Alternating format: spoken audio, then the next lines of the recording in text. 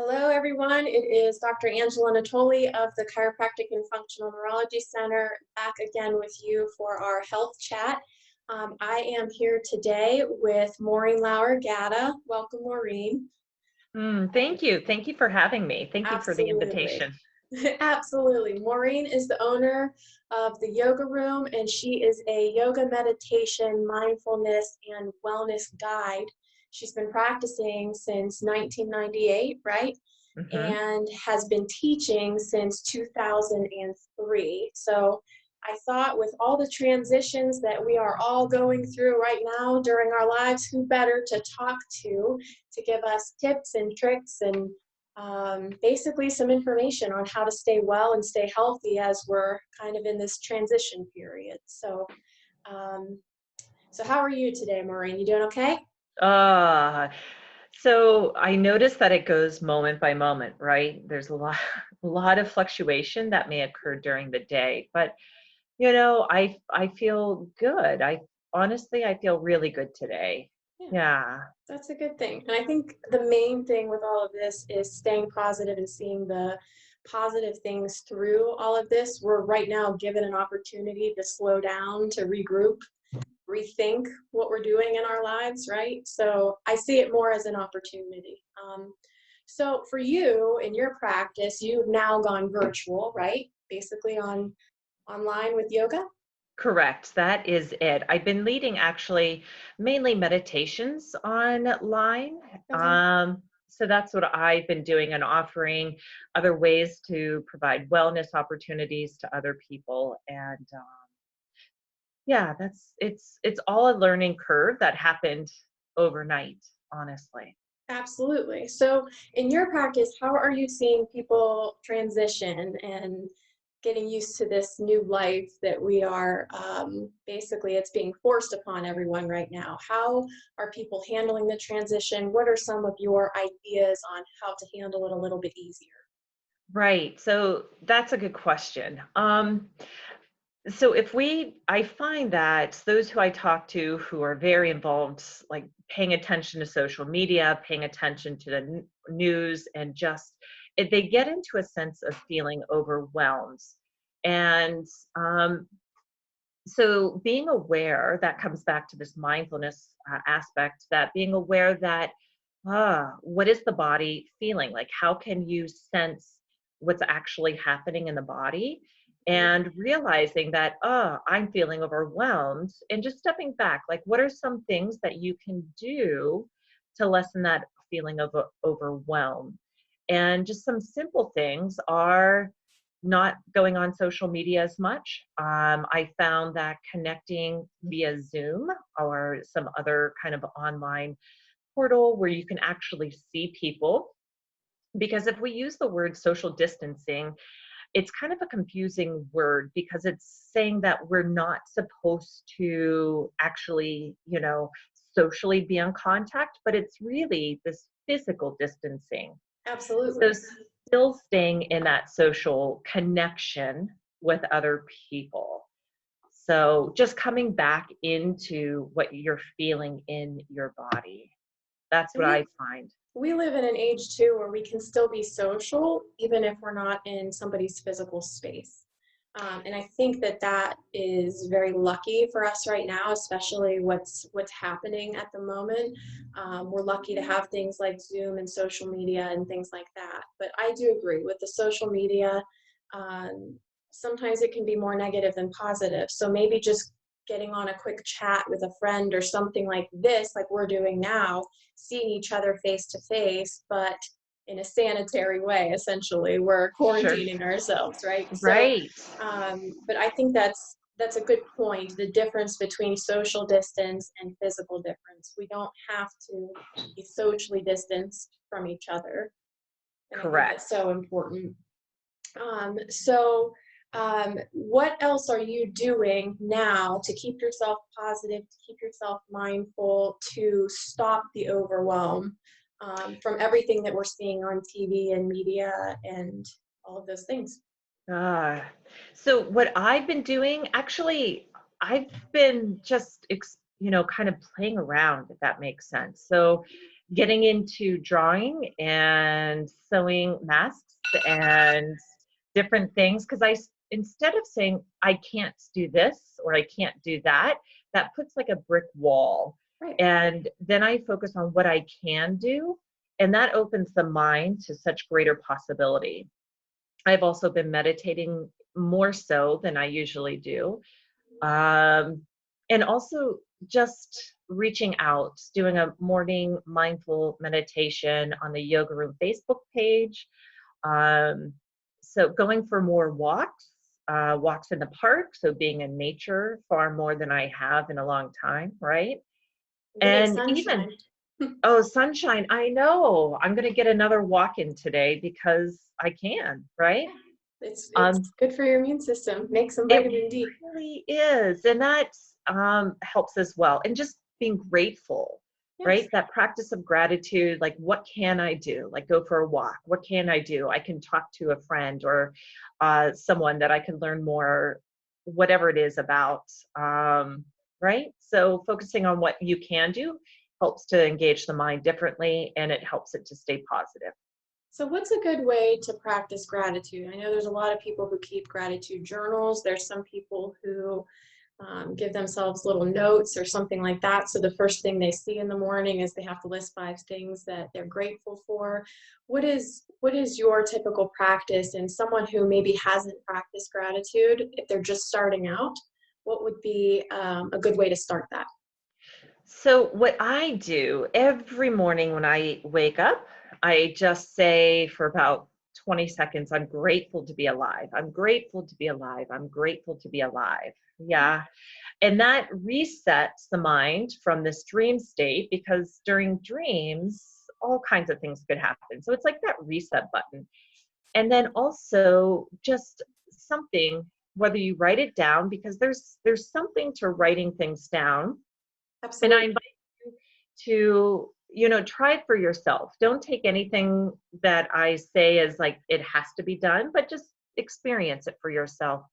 But writing it down or thinking about 3 things that you're grateful for. Or if you're feeling stuck, what are you grateful for in that moment, right? Mhm. So just keep it simple. And there's always a silver lining to anything that's happening negative, right? So this is what is perceived as negative by a lot of people at this moment, right? But Mhm. there's positives in it. And for me, how I'm seeing it is there's downtime. I'm reaching out to patients. I have more time to get things organized. There's a lot of silver linings. And for people who aren't in essential businesses right now, there's home projects you can do, meditation, work on your health, learn how to cook. There's just so many things that I think are positive that could come out of this that we could focus on, and stay focused on the positive through all of this until we're ready to be back out in society like we normally were, right? Right. So one of the things we were talking about was how some people are trying to distract themselves Mhm. versus pay attention to what's going on in the world around them. So how would you say distraction is different than just being changing your awareness? Yeah, this actually came up I teach mindfulness at Youngstown State. So it just came up that some of the students are trying to distract themselves from what's going on, or distract themselves from being bored. And our mind can only pay attention to one thing at a time. So it's not that we're actually distracting ourselves, but we can do, maybe a breath awareness practice just to bring our awareness back to this moment. Because our minds, it's like a monkey mind. It goes from one thing to the next to the next. And it's just how often we choose to bring the awareness back, right? Right. And focus on the things you can control. We can't control what's happening right now. We can help it. We can take CDC guidelines, take them seriously, do everything that we're supposed to do, but we can't control that some people's businesses are shut down. We can't control that some people are, homebound. We can't control a lot of those things, but I think bringing your awareness back to what you can control, and the main thing is how you react to all of this. Are you Mhm. staying at home stressed, or are you reaching out, or using it as an opportunity to help others? Um, that kind of a thing. So I think that's really important too, is focusing on what you can control versus what you can't control. Oh, exactly. Exactly. So we know that high stress is known scientifically to decrease the immune system, right? So one of the things that I really wanted you to talk to us about is how to decrease stress levels during this time that's so obviously stressful for everyone. So, what we know in literature is when you have an acute stress and it comes on temporarily the immune system will increase because it's getting you ready for some kind of attack or something that it understands that you are fearful of something and it's trying to gear you up to protect you. But what we see with chronic stress, which is what everybody is in now, we're working on several weeks of this and we don't know when it's going to end, that type of a thing. So with chronic stress, we see that the actual opposite happens. The immune system starts to tank. And then people with allergies and autoimmune and inflammatory diseases, those tend to creep up on us. So I think one of the main things that we need to focus on is to decrease stress. So, with you teaching mindfulness and yoga and having all these years of experience behind you, could you give us some tips on refocusing ourselves on how to decrease the stress throughout our day? Oh, yeah. This is one of the key elements is, like you said, it's just becoming aware. Like, how are we reacting or responding to this stress? So, when we feel ourselves either being overwhelmed or, just in high alert kind of being, Hmm. observe where you feel that in your body as best as you can. Yeah. Now, this is a science that's come from John Kabat-Zinn. He developed the mindfulness-based stress reduction program over 30 years ago now. And some simple practices are just one, noticing your breath. Your breath is portable. It's always with you. It's non-denominational. And for right now, you can just observe your breath, right? So in just one breath, just you could feel it come in wherever you notice it and you could feel it go out. Yeah. And maybe doing that for maybe 3 to 5 breaths. So Mhm. that's one simple awareness practice. The other one is just being with awareness. There's what I'm just going to go through these basic mindfulness practices that are Sure. done during this John Kabat-Zinn stress reduction, the MBSR program. So sitting with awareness, breath awareness, the body scan, walking meditation, and yoga. So basically, whether you're sitting, standing, lying down, right?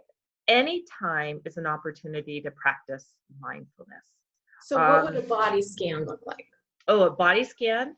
So, well, here's a good instance. If for me, living in Niles and having to either go to Cleveland or Buffalo in a blizzard, Hmm. what is that like? What happens when you're driving in a blizzard? I know White knuckles. whiteout, there's tension, right? So being Absolutely. aware that, oh my gosh, my shoulders are up at my ears and just allowing that to soften, right? And then the body scan, we can just move the awareness through the different parts of the body. I usually, well, sometimes I start with the hands, sometimes I start with the feet, but a quick practice, I'll just go through this super duper quickly, Sure. is you don't have to repeat after me, but you could simply kind of move your awareness through the different parts of the body. Just breathe normally and eyes open or closed. If you're driving or operating heavy equipment, don't do this now, right? And invite your awareness to move into your toes, all the way down into the toes of both feet, the spaces between the toes. Maybe you feel warmth or coolness or moisture, whatever it is you feel, observe it. Moving the awareness now, inviting it up into the feet, the ankles, the lower legs, the knees, the thighs, up into the hips. Maybe noticing in some areas that you're holding tension there. Just observe it without any judgment. And maybe you feel with your awareness in the hips that the skin starts to soften.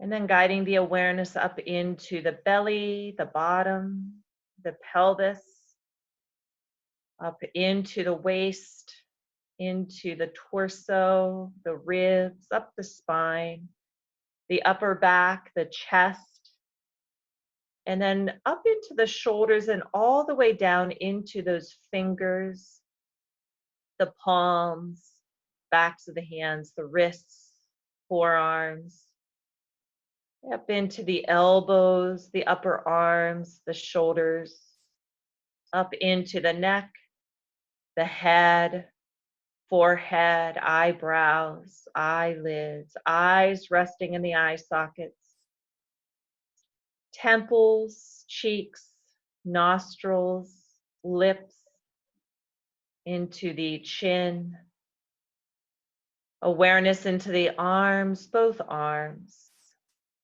legs, torso and head, awareness of the whole body. And let's go ahead now, coming back to that breath, let's take 3 breaths together. Let's inhale 1 and exhale 1. Inhale 2, exhale 2, inhale 3,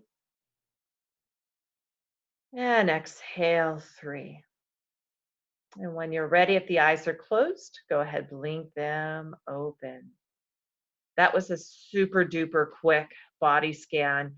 But you could even do this running, like if you're running and your gait is a little off, being aware of that. So again, if you're driving, seeing where there's any tension, maybe reassessing, readjusting, right?